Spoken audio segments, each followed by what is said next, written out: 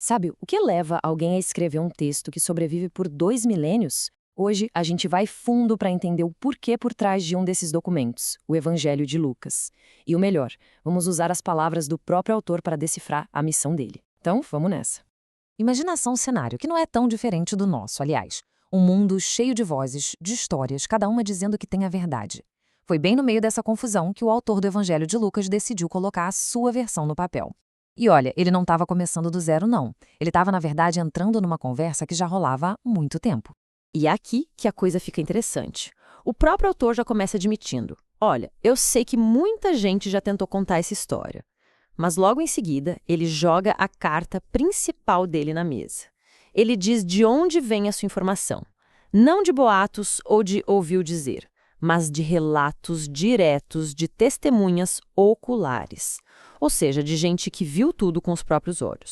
Então, a primeira coisa que a gente percebe é que Lucas sabia muito bem que já existiam várias versões sobre Jesus circulando por aí.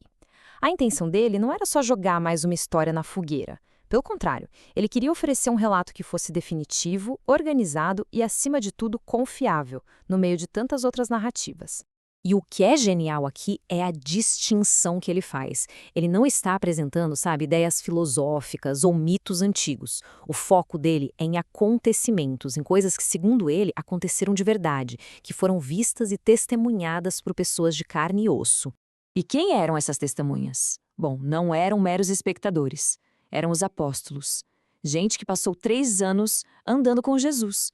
Pessoas que continuaram o trabalho dele e, o mais importante, arriscaram a própria vida para defender o que viram. Isso, convenhamos, dá um peso completamente diferente ao testemunho deles, não é? Beleza, a gente já entendeu a base do relato, o que da história. Mas e o quem? Quem era essa pessoa que topou uma tarefa gigantesca como essa? Vamos dar uma olhada no perfil do homem por trás do manuscrito. Então, para começar, Lucas não era um dos 12 apóstolos, ele era um médico, e grego. E isso é fascinante. Primeiro porque a profissão dele já sugere uma mente analítica, detalhista. E segundo, por ele ser grego, ele era um estrangeiro nesse meio, o que talvez tenha dado a ele uma perspectiva bem única sobre tudo. E essa perspectiva única fica muito clara. Enquanto os outros evangelhos mostram Jesus como rei, como servo ou como filho de Deus, Lucas o retrata como o homem perfeito.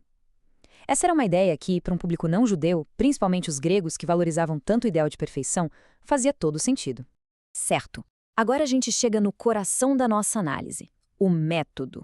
Lucas não chega dizendo que teve uma visão mística ou algo do tipo. Muito pelo contrário. Ele descreve um processo que hoje em dia a gente chamaria de jornalístico, quase de historiador. Ele se posiciona como um verdadeiro investigador. O plano dele é super claro. Primeiro, ele foi até as fontes primárias, as testemunhas. Depois, ele fez uma investigação detalhada de tudo, desde o comecinho. O resultado disso é um relato organizado, em ordem. E o objetivo final? Dar certeza ao leitor. É um processo com começo, meio e fim. Bem estruturado. E para descrever essa investigação, ele usa uma palavrinha em grego que é fantástica. Akribos. Isso não quer dizer só com cuidado. A ideia é de uma precisão quase cirúrgica, de um exame minucioso. E vindo de um médico, essa escolha de palavra tem um peso enorme, né? Ok, um método super rigoroso. Mas para quê? Por que tanto trabalho? Agora o foco muda para o porquê de tudo isso. Para quem ele estava escrevendo e o que ele queria alcançar com isso. E ele mesmo nos dá a resposta, preto no branco. Ele escreve para um homem chamado Teófilo, que curiosamente significa amigo de Deus. O que Lucas queria era que Teófilo, e por que não todo mundo que lesse, tivesse certeza absoluta de que aquilo que ele aprendeu era verdade. Então, percebe o ponto aqui? O objetivo não era apresentar uma crença do zero para Teófilo. A ideia era fortalecer o que ele já conhecia. Era como construir um alicerce de concreto debaixo de uma casa que já existia, sabe? Dar firmeza. E tem mais uma palavra grega genial que ele usa para certeza, asfaleia. Sabe de onde vem a nossa palavra asfalto? Daí. A ideia é de segurança, estabilidade, algo firme que não racha, não falha.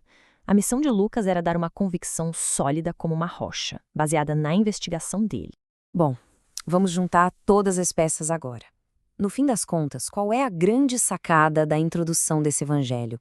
É a afirmação de que este documento não é um livro de contos, mas sim um relato confiável baseado em fatos. A proposta dele é, na verdade, brilhante. Ele apresenta a narrativa dele não como um salto no escuro, algo que se acredita e pronto, mas sim como uma conclusão lógica, um ponto de chegada depois de uma investigação cuidadosa de testemunhos reais. Então, o que a gente leva disso tudo? Primeiro, que a história de Jesus é colocada na mesa como um evento real, não como um mito.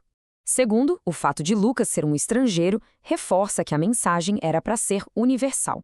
E por último, e talvez o ponto principal, a ideia de que a crença pode ser fundamentada em evidências. E isso tudo deixa uma pergunta no ar para a gente pensar. Não importa no que cada um acredita, o jeito que uma história é contada muda tudo. Quando um autor se dá o trabalho de investigar e apresentar a história não como um era uma vez, mas como um relatório de fatos, como isso muda o impacto da mensagem? A resposta para essa pergunta talvez seja o grande legado de Lucas.